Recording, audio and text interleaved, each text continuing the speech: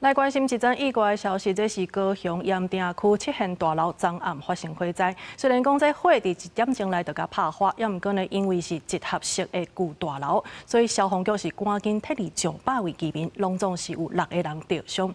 这市政府表示讲，七贤大楼是列管的对象，顶个月这个消防安全检查是无通过，后手会针对所有列管的大楼全面来加强安检。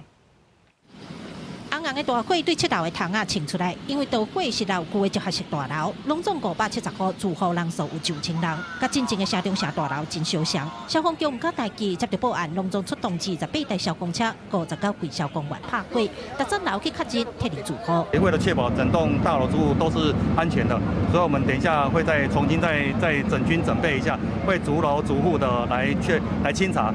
这较老旧啊，有装潢啊，内底线路哪走我嘛。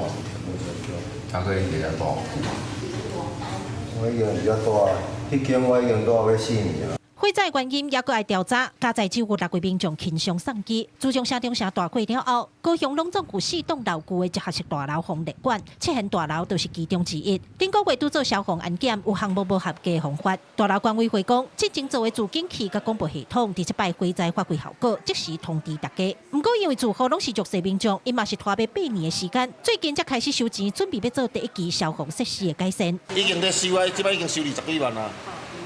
对啊，40几万就要看厂商拍药啊，我哪要收呢就会收啊。